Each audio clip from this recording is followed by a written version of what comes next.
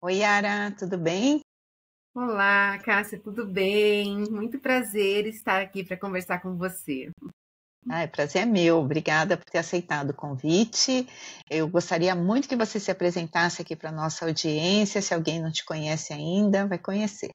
Claro. Então, meu nome é Yara Mastini, eu moro aqui em São Paulo, sou psicóloga infanto-juvenil, eu atendo crianças, adolescentes e também pais nessa parte de psicoeducação parental. E também sou escritora, que é algo que eu adoro e acabou assim, sem querer, né, de uma necessidade mesmo de ter esse recurso, ter o material para trabalhar no âmbito da psicologia. É muito interessante isso, né? Porque psicóloga infanto-juvenil já é uma coisa delicada, porque é uma linguagem diferente, né? Eu acho até que com criança deve ser mais fácil do que com adolescente, não é? Depende, porque assim, um desafio é quando você atende criança, você atende a família. Então, é um, Hum, um atendimento que a gente fala mais pluralizado. Tem que ter o contato com a escola, tem que ter contato com outros profissionais que acompanham a criança, tem que ter contato muito forte com os pais.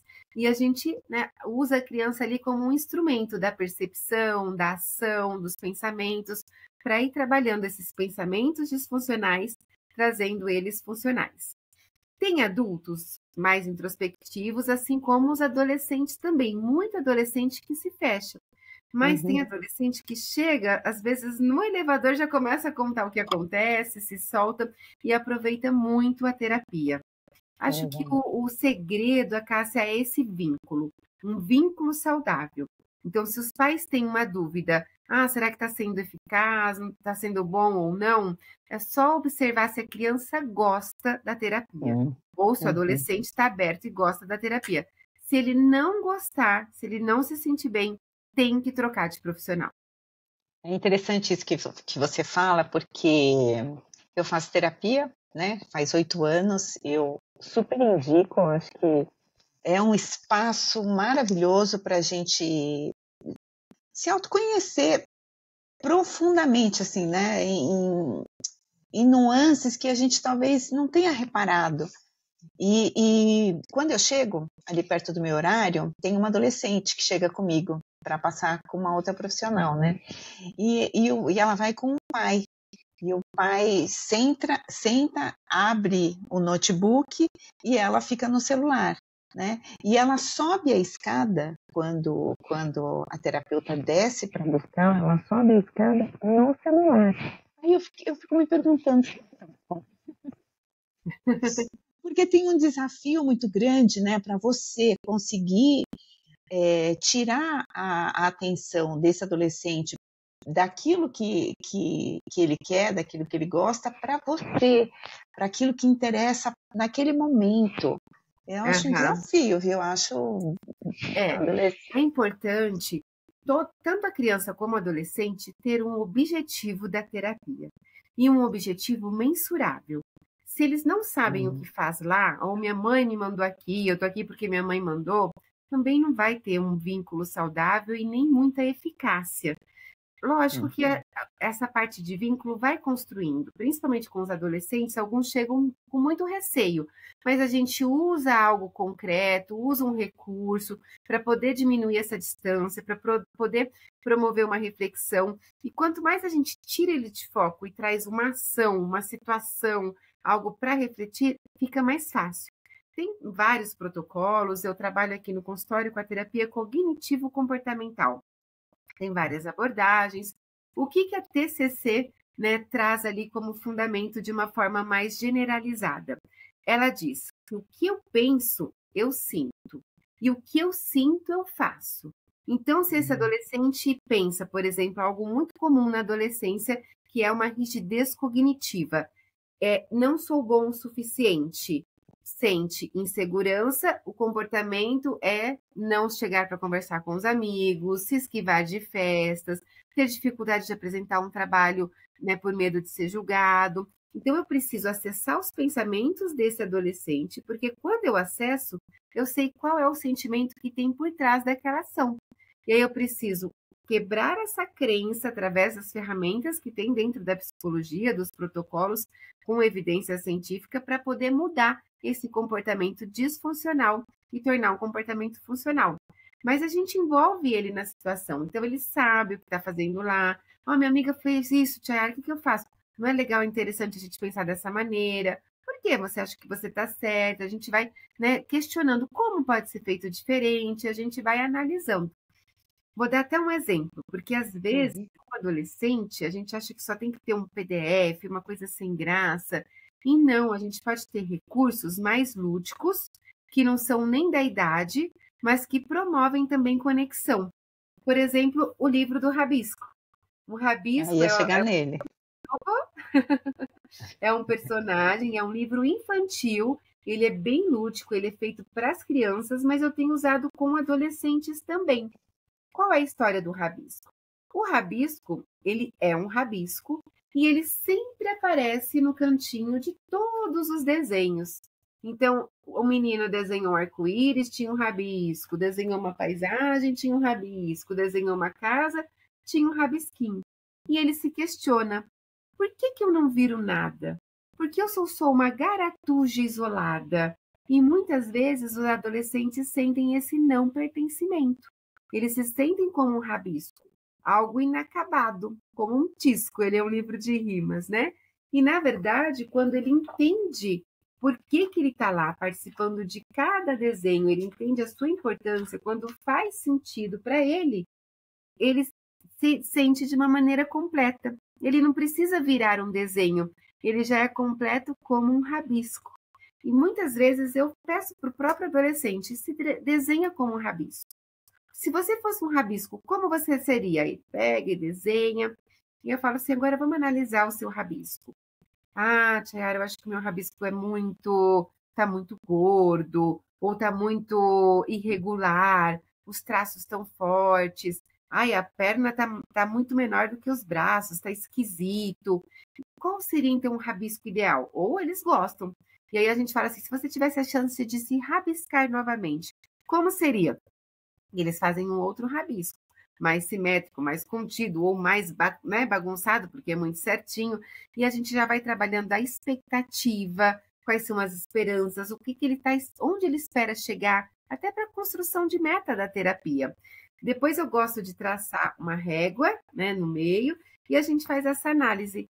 Entre esse rabisco e esse que você gostaria de estar, onde você está? Como a gente pode chegar perto do ideal? O que é esse ideal? E muitas vezes, então, um recurso lúdico se torna ali uma ferramenta, o que a gente fala, né, de algo ali que realmente é um recurso lúdico, um recurso terapêutico para auxiliar no momento da terapia. Muito interessante, porque adolescente adora rabiscar, né? Você estava falando e eu estava lembrando que às vezes na sala de aula eu gostava de ficar rabiscando ali numa folha qualquer e essa sensação, né, que o rabisco não leva a lugar nenhum, que o rabisco é só um monte de coisa, mas eu gostava de depois transformar aquele rabisco em alguma coisa.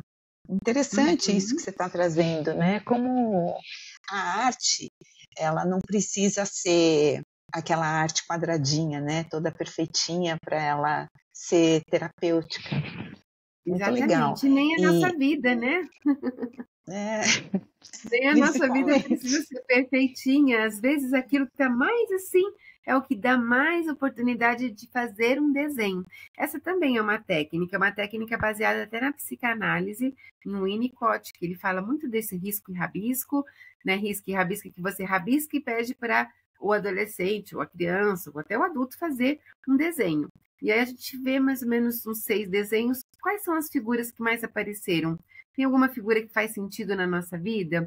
Muitas vezes a gente desenha alguma coisa que já faz parte do dia a dia, ou que está pensando, e a gente nem toma ali, né, consciência do que está por trás daqueles desenhos que se transformaram através do rabisco. Uhum. Quando você vai falar com os pais, né, no caso das crianças, eu não sei se com os adolescentes você também fala com os pais. Você costuma falar com os pais também? Quando são adolescentes? Fala. Sempre É. quando é menor de idade, é obrigatório o envolvimento dos pais, tá? Porque os pais são responsáveis. A frequência diminui. Quando é uma criança pequenininha, porque no consultório a gente recebe criança desde os 3 anos. Quando é uma criança pequenininha, a gente precisa de uma participação maior por parte dos pais. Quando já é um adolescente, a gente faz menos devolutivas ali, e lógico, depende de caso a caso. Existem protocolos de atuação, mas o grande diferencial é você olhar o seu paciente como único e tratar de uma forma individualizada. A gente fala muito hoje de uma nova onda da TCC, que é a abordagem transdiagnóstica. É algo muito novo, está chegando agora aqui no Brasil.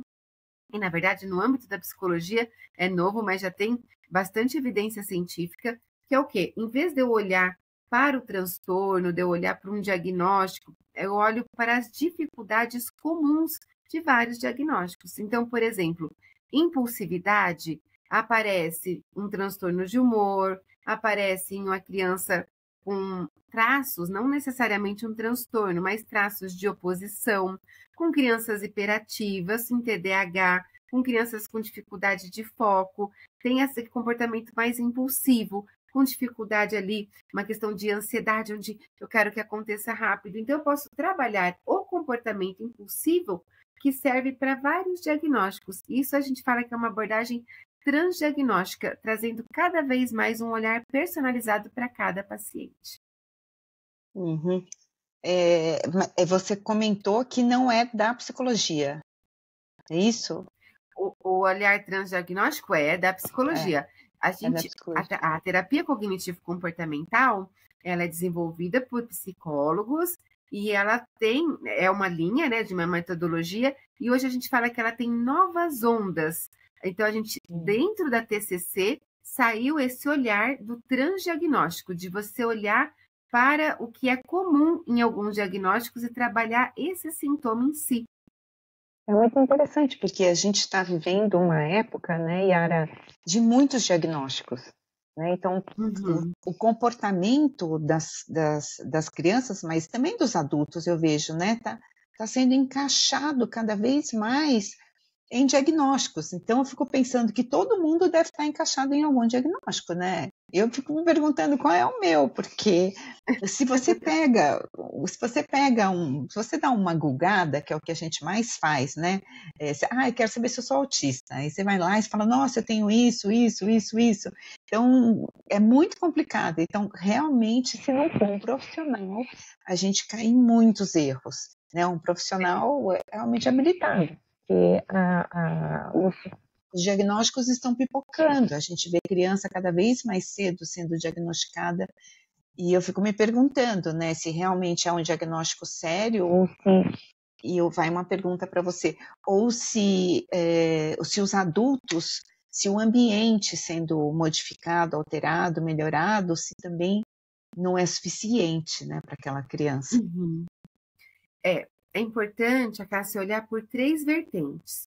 Nós temos estado, temos traços e temos o transtorno. Eu vou trazer um exemplo aqui. Vamos supor, atenção. Se a criança ela tem uma rotina de dormir todo dia, 8 horas da noite, no dia seguinte acorda cedo para ir para a escola, né? Essa rotina faz com que ela tenha ali uma frequência do corpinho dela da forma de funcionar. Se por acaso naquela semana teve a festa do amiguinho, no buffet, ficou até 10 da noite, até voltar para casa, foi dormir 11 e pouco, né? Algo que saiu da rotina. O estado de atenção dela no dia seguinte será prejudicado, porque ela teve algo no ambiente que prejudicou o estado.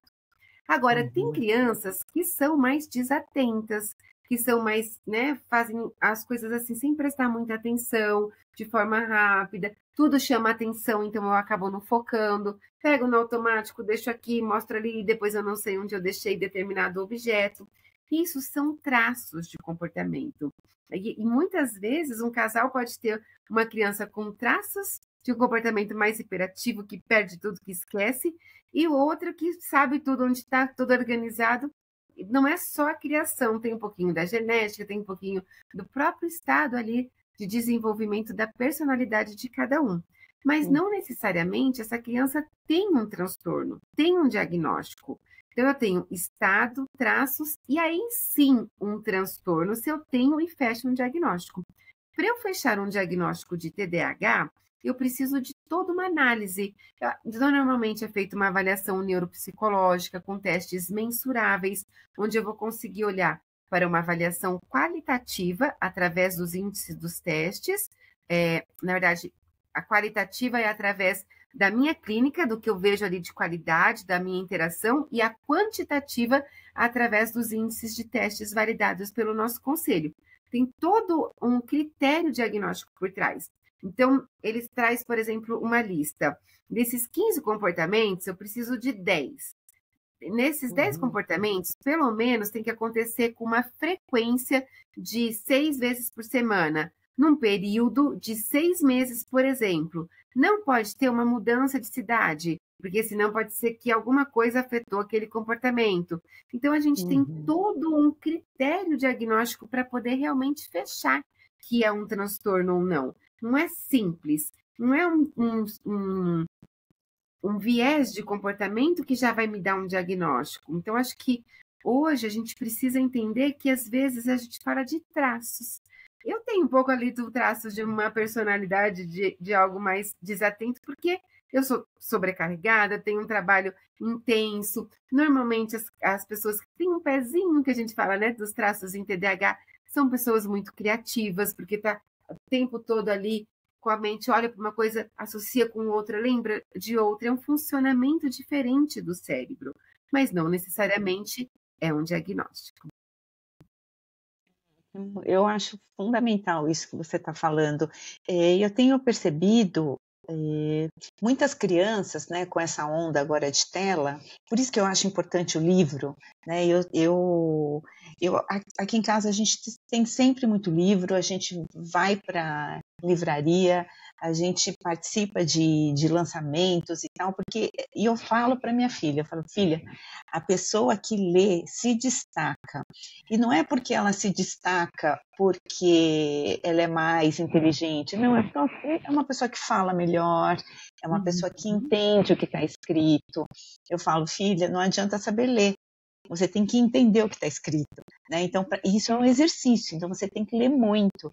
E me preocupa muito o uso das telas, por isso até comentei com você dessa menina que faz terapia no mesmo horário que eu, porque eu vejo o tempo inteiro os pais hipnotizados pelo celular e, obviamente, a criança ela copia esse comportamento, né? Então, quando você lança um livro, obviamente você tem a intenção de que todo mundo leia, né? Que muitas pessoas leiam o seu livro, mas eu tenho certeza que tem uma finalidade por trás disso, né? Qual é o que te motiva a escrever um livro, lançar um livro? Porque eles são tão muito bem feitos, os desenhos, tem um cuidado muito grande, né?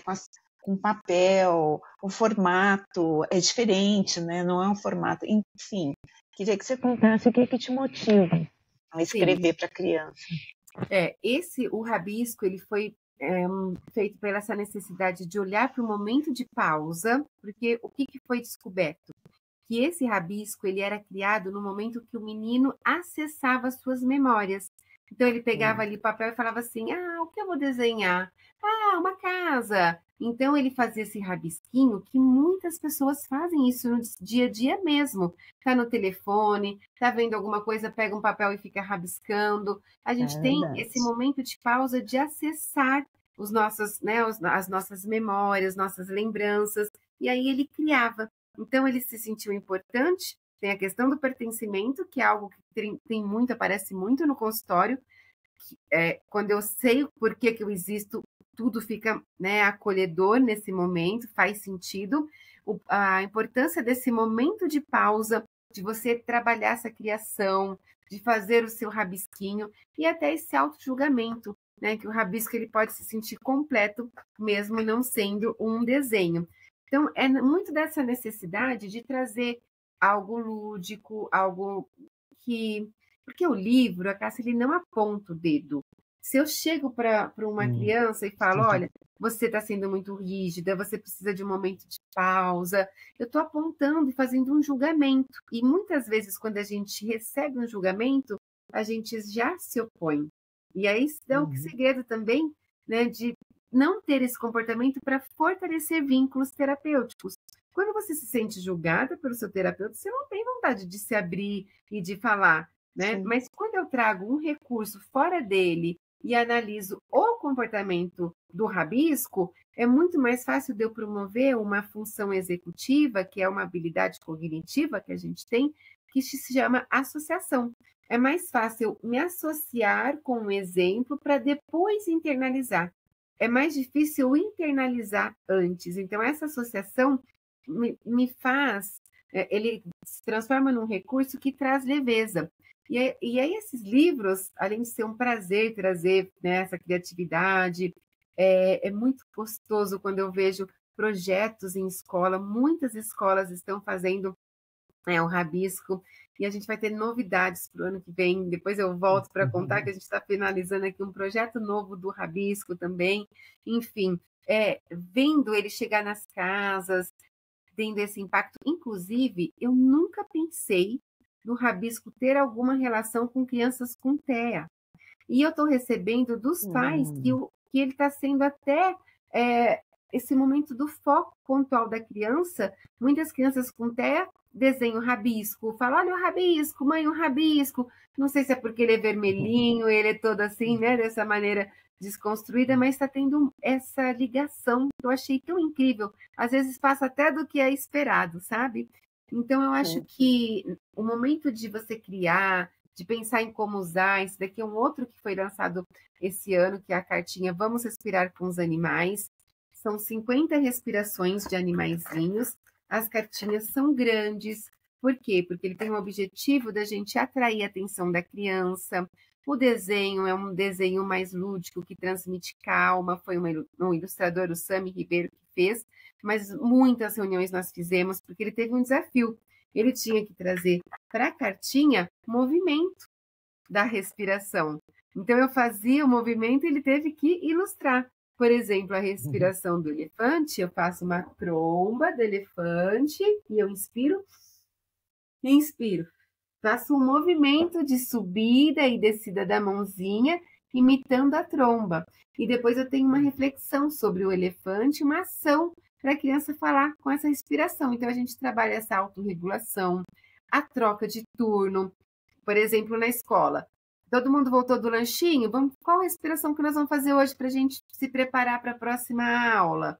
Ou qual a respiração nós vamos fazer para se preparar para o nosso intervalo, para o lanche? Ou dentro de casa, filha, já está na hora de tomar banho. Qual respiração que nós vamos fazer antes de entrar no banheiro? Corta um pouco até um evento que é mais difícil. Tem crianças que têm resistência ao banho, mas se ela sabe que tem uma respiração lúdica antes do banho, é mais fácil dela ter adesão quando eu faço, né, esse movimento ali entre turnos com algo lúdico que chama a atenção das crianças. Então, tem um porquê, tem um desenvolvimento, e eu acho que esse olhar da psicologia acaba enriquecendo o material, não só com a história, mas com um propósito terapêutico por trás também dos recursos. Mas e a Yara? O que é, porque, então, como é que vem para a Yara assim, essa missão de escrever? O que é? Porque você trabalha com criança, você trabalha com adolescente, ainda é escritora, ou seja, não precisava, né? Qual que é a inspiração? Eu acho hoje que um valor muito importante para mim é a criatividade. Então, fazer coisas diferentes, criar recursos diferentes, pegar um jogo e fazer uma forma, né, diferente de usar. Viajar e ver um brinquedo e falar, nossa, vou usar com essa criança para trabalhar essa questão. Tudo isso é sair um pouquinho fora da caixa e me motiva muito. Trazer essa outra perspectiva, essa criatividade, isso me faz muito bem. Então, acho que eu me encontrei muito como escritora, estou muito feliz com o sucesso dos livros, dessa possibilidade de chegar mais longe, de ter dessa disponibilidade para mais famílias através, né, dos recursos, vendo as escolas adotarem, fazendo essa questão ali de trazer palestras, vídeos. É muito prazeroso saber que uma criança se impactou. Acho que isso me motiva a escrever mais, a querer novos projetos e acolhe essa minha criatividade, que é um valor bem fundamental assim para o meu dia a dia. São quantos livros já, Yara? São 16 livros Nossa. de participação, alguns livros que eu escrevi sozinha, tem livros que eu escrevi com algumas colegas, tem recursos, né? Esse daqui, ele é catalogado como um livro de bolso, mesmo sendo cartas, mas eu tenho vários outros semelhantes, um que trabalha a autonomia, tem os estilos parentais que os psicólogos, os profissionais usam muito para entender qual a perspectiva da criança, qual a perspectiva do pai na relação, né? Quando eu olho para um estilo parental, o animação, que é um outro baralho que fala também de animais, mas de uma forma ali mais de contexto, trazendo algumas metáforas para acolher. Tem livros também que eu coordenei de coautoria, os alunos participaram e eu fiz essa organização. Esses são os 16 que têm um papel fundamental. Agora, alguns capítulos também andam espalhados por aí. Eu não mensurei todos, a Cássia. É uma boa pergunta. Que trabalho bonito, né? Eu fico pensando que sorte crianças e adolescentes têm quando eles podem atravessar por situações que podem torná-la mais leve, mais alegre, mais integrada, porque a gente vive numa sociedade tão difícil, né, Yara? Eu acho que é tão difícil ser criança hoje em dia, porque os adultos estão muito distraídos, os adultos estão muito ocupados, então me deixa muito feliz saber que tem crianças que, mesmo todos nós sendo imperfeitos, porque o pai mais bem intencionado, a mãe mais bem intencionada vai continuar errando, mas saber que tem essa proposta, né? Uma proposta de olhar para aquela criança, de olhar para aquele adolescente, de perceber o que ele está sentindo, de abrir espaço para ele falar, que esse ser humano vai ser um ser humano melhor, vai ser o ser humano adulto na sociedade, que vai ter filhos e que vai ter a chance de ser pai e mãe melhores também. Então a gente vai criando uma onda de uma sociedade melhor, né? A gente tem muita fragilidade numa ponta, mas eu acredito muito que esses que são olhados, eles vão olhar melhor para aqueles que não são olhados, né? E a gente pode sonhar mesmo, né? Com uma sociedade melhor, com pessoas sendo olhadas. Porque eu acho que a terapia, ela te dá essa clareza de valores, de saber para onde você quer caminhar, o que você quer atingir. E muitas vezes a gente vai sobrevivendo, o que tem vai levando. E eu tenho certeza que muitos pais que são ocupados e não têm essa presença plena para os filhos, é porque foi envolvido ali por nessa situação de sobrevivendo. Quanto mais a gente traz para o consciente, para você olhar o que você realmente deseja, qual é o valor da sua família, qual valor você deseja ser exemplo para o seu filho. Eu acho que quando você começa a conscientizar, e não só na terapia, mas hoje a gente tem, até como seu trabalho, né, Cássia? Esse próprio podcast pode conscientizar alguma família de querer fazer diferente, de querer olhar para o seu valor. Acho que tem os desafios da tecnologia, mas também tem as vantagens e os auxílios da tecnologia. A gente precisa sempre pensar em um equilíbrio, pensar dessa maneira, de eu olhar mais para dentro para eu poder atingir muito mais o que eu tenho para fora. Eu atinjo o outro quando eu tenho o meu interior fortalecido. Sem dúvida, perfeito. E quer deixar alguma mensagem para a gente encerrar aqui a nossa gravação? Eu acho que essa última fala nossa foi uma mensagem bem bacana, né? Foi. Da gente se preparar para cada um, cada pai, mãe, cada profissional que ouvir esse podcast, fazer uma reflexão do seu interior. Você está indo em direção ao que deseja? Você tem, né, valores estabelecidos para você, para sua família? Você consegue identificar os valores que os seus pais passaram para você? Quanto mais consciência mesmo de sabedoria eu tenho sobre essa ação, melhor vai ser a minha jornada mais tranquila e com mais leveza será o caminhar de vocês. É verdade.